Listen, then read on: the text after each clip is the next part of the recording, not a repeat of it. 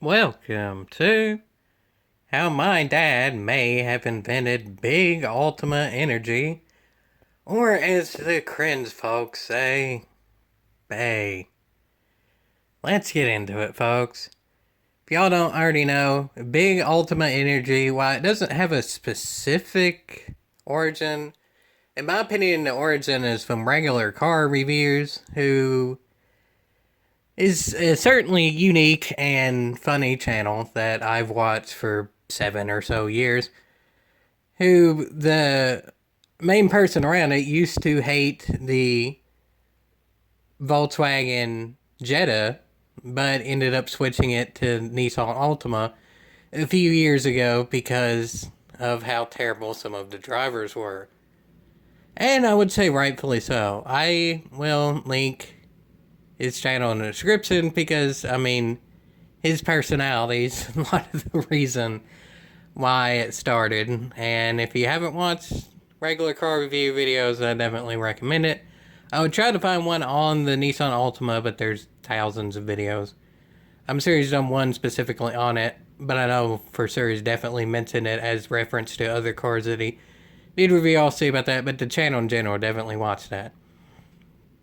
But for those that don't know anything about my dad, well, there's life story video that I'm not going to link, honestly, that you can find easy, but I'm not going to link it because this is meant to be more of a comedic video and not depressing, and the life story video, while very much true, is very much depressing, so I'm not going to link that to spoil the fun and such of the video, but nonetheless, essentially, for those that watch that video, you know that my dad is a drug addict who's an overall terrible person, and for a long time didn't care about anyone but himself. I mean, when I was a little kid, he was good, but beyond that, and even up to now, yeah, you know about that if you watch it. But yeah, I mean, he was not the dandiest of people, so let's get into what happened with him.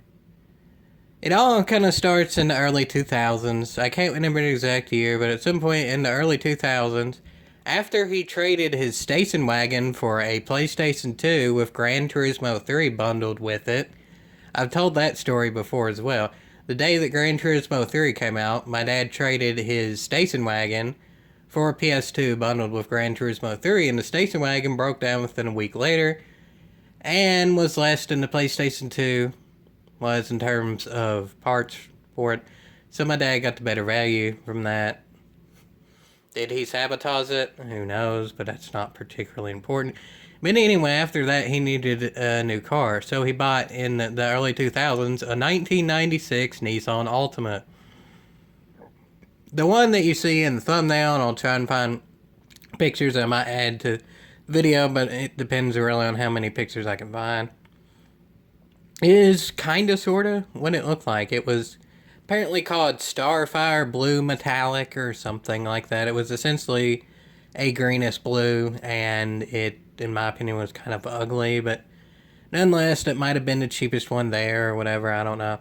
I'm not even 100% sure what model it is, because for the longest time, maybe even when he bought it, the actual model itself on the back, where it has the SE or GLE or whatever it was, fell off other than the E, so it was just the Nissan Altima E. So you can also think of that meme with it as well, the E meme, if you really want to. So yes, it was pretty much the E, and something that also fell off quite quick, as you can see the picture in the thumbnail, maybe on screen now, is the hubcaps. Like, I would say by 2002, 2003-ish, at least one of the hubcaps have already fallen off, and you may also notice a picture in the thumbnail has a wing on the back that does absolutely nothing because it's a front-wheel drive car. Yeah, that had a wing, and the wing started having troubles too, and by about the mid-2000s, the wing had to be duct taped on there. Instead of just taking the wing off in a front-wheel drive car because it didn't do anything, duct taped the wing on the back of it, so it looked like it had duct tape racing stripes. There's really no pictures of it because it wasn't worth taking pictures of.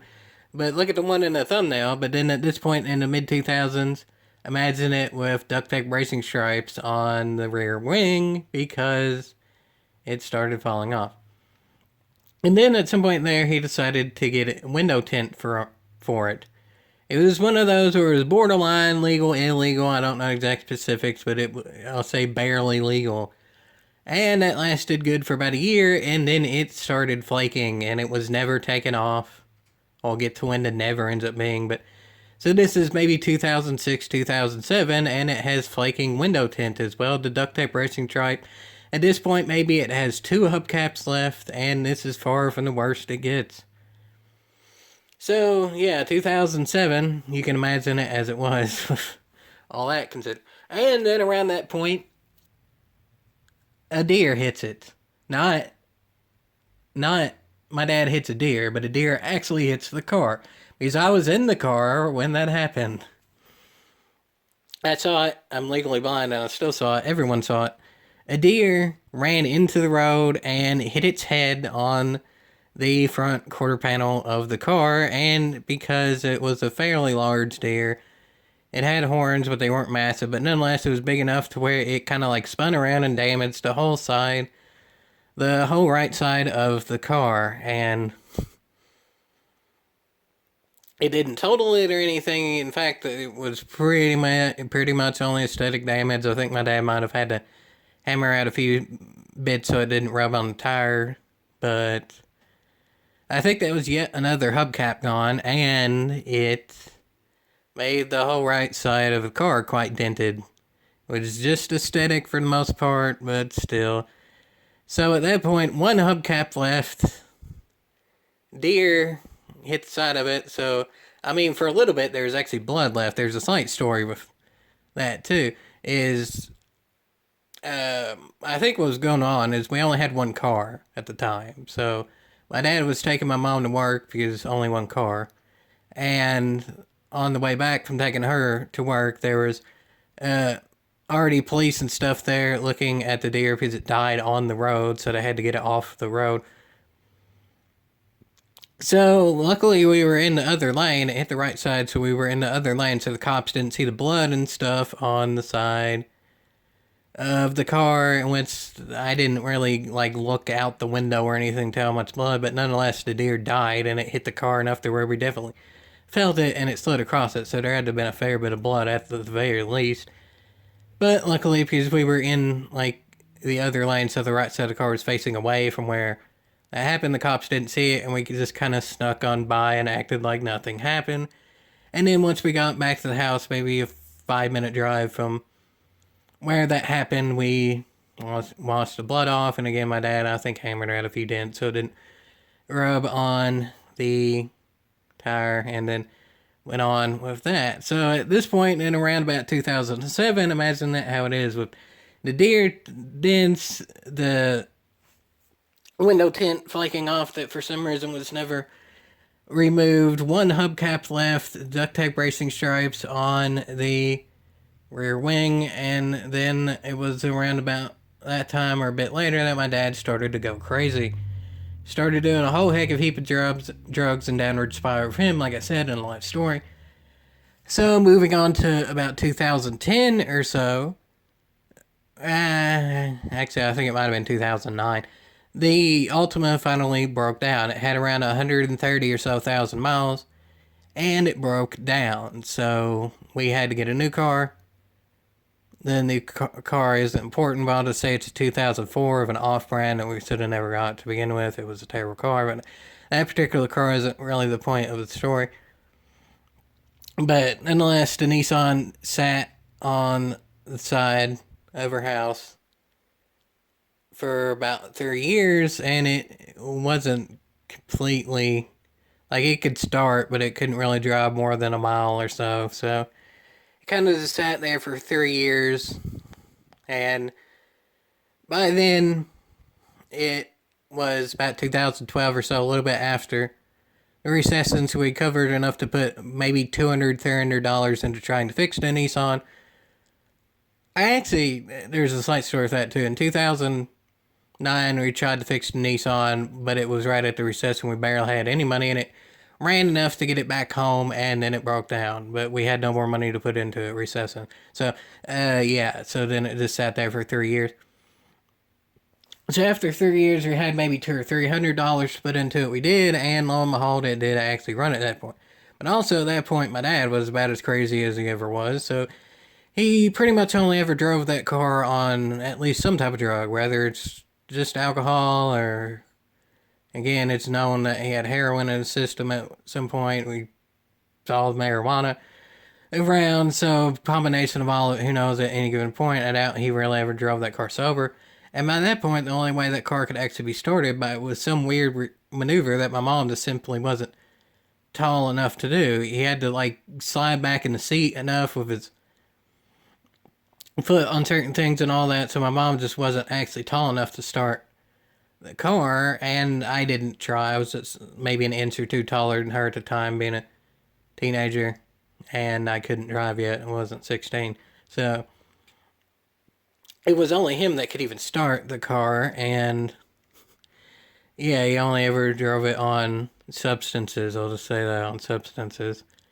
And that was 2012 or so. So at that point, it was rusted by sitting on the side of the house for a while. It wasn't completely redneck, like it wasn't all the way like on jacks or anything, because again, it could move.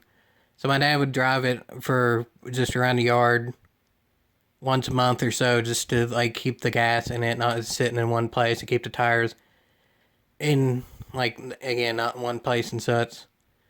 So yeah, after that it had more rust on it. The window tint was that much more flaked off, and for some reason, my dad had the rear seats unhooked because he wanted to put something in the back of it or whatever, not have the quote unquote new car from 2004 be damaged and stuff from putting who knows what in it.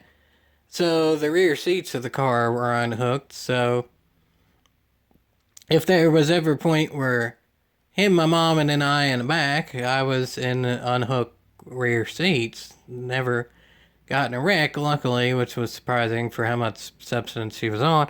But nonetheless, that didn't end up being that big of a deal. But there was also, again, the time that my dad went crazy. So, lo and behold, about the last week or so we were around him before we completely left him, in early 2013, he decided to attempt to do burnouts around the cul-de-sac that we lived in. It was actually like 3 different roads that ended up intersecting to a cul-de-sac, but not that important of a detail. Maybe like 0.4 of a mile of all that intersecting and stuff. That he decided to attempt to do burnouts and stuff in a front-wheel drive car that could barely run, that looked incredibly ugly at the time, and that was kind of the nail in the coffin for big Altima energy. He tried to do burnouts in an automatic, for that matter, too, front-wheel drive car. It looked incredibly ugly, and yeah, at that point, everyone in the neighborhood hated him because he was trying to do burnouts and stuff. The car had at least 2 different types of smell to it. I think a bit of tire smell, and then I think at that point the transmission was acting up a bit. And yeah, so it had at least 2 different smells after that time, and he was definitely on drugs.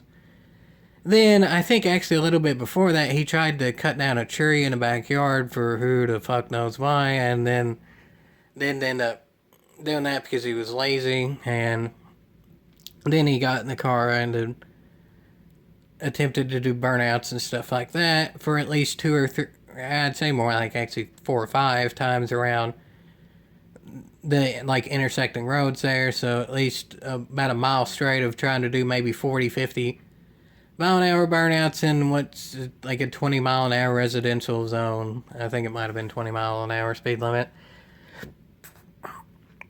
Nobody ended up calling the cops because we lived next door to a farm. It was relatively rural Kentucky, but definitely pissed all of the neighborhoods, technically.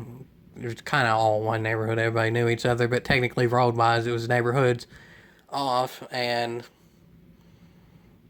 then, about a week later, we fully moved in a new house. Granted, at that point, we were already moving into the house, like the house you've seen in, like, interior stuff, videos of like, the dogs and stuff back when we had it, Isabel and Cindy and stuff, that house. But anyway,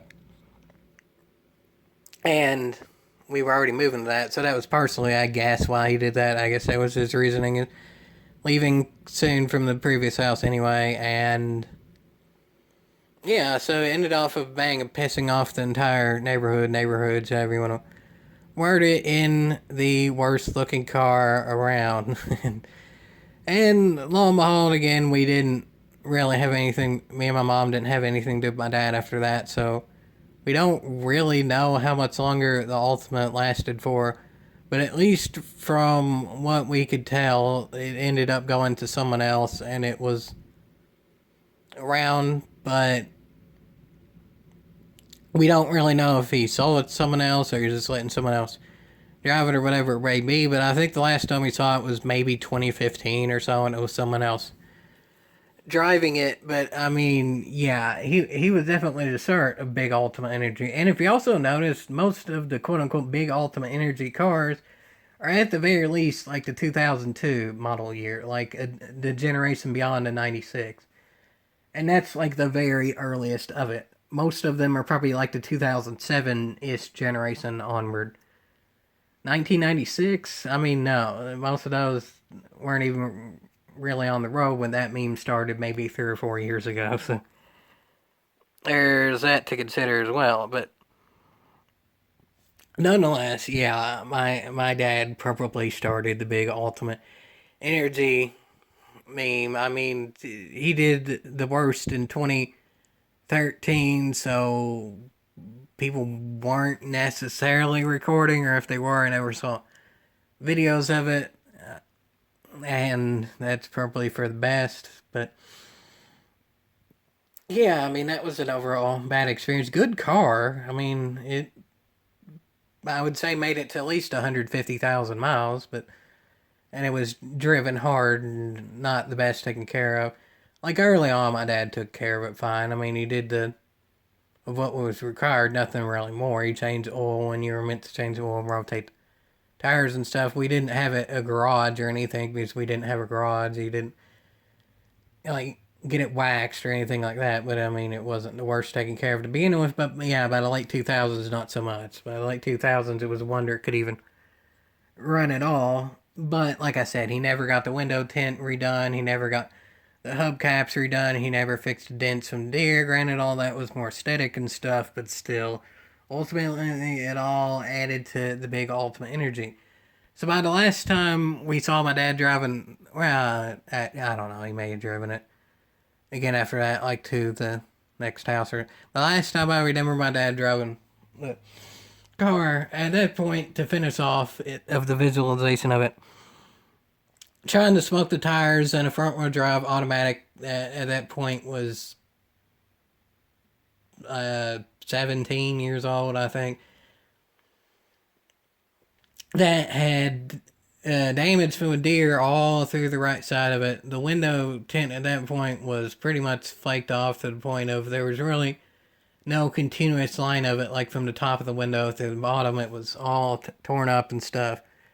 There was the duct tape racing stripes on the rear wing that at that point had to have been re-duct taped so many times that there was probably like residue and stuff in the duct tape in and of itself. At that point, it still kept its one hubcap. It lost like 3 hubcaps in the first half of the lifespan, but then somehow one stayed on it too. So then that just in and of itself was weird. And it was rusted, and it was driven by an absolute maniac who was on all the substances then. So yeah, there's a visualization of kind of the end of the Ultima. Again, I don't know if he ended up selling it or had someone else drive it or whatever, but I would say it made it almost 20 years, and again, maybe, just maybe it made it actually longer just you didn't see it again. So, I mean, yeah, it was actually a good car, just it was driven by very much a bad driver, and it looked worse than a lot of the memes, honestly. Like, a lot of the memes, you see it getting a wreck, and they just didn't have enough money to fix it from a wreck. No, the car actually never really got in a major wreck. Again, the deer hit it. I was in the car when that happened. But even without the major wreck, it arguably still looked worse than cars that actually got in an actual wreck. So yeah, that was terrible, and it was But I guess it made for a funny story where I make like a few tenths of a cent of crypto from. I would say a few tenths of a cent of crypto is probably worth more than if the car is in a scrapyard right now. But honestly, I would say the car doesn't exist anymore, and that's probably for the best.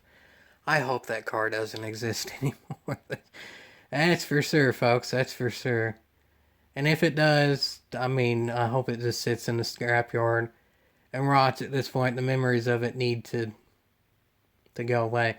If there's ever such thing as a haunted car, that would be it. No one died in it, but it's just haunted by stupidity. If anything, it is possible to be haunted by stupidity, trust me on that. And if there ever was a car to be haunted by stupidity, it's the one with the duct tape racing stripes, the flaky window tint, the deer damage on the entire right side of the car, the one hubcap, and driven by an absolute crazy idiot on all the substances, which most certainly, to say the least, ain't worth a yeehaw.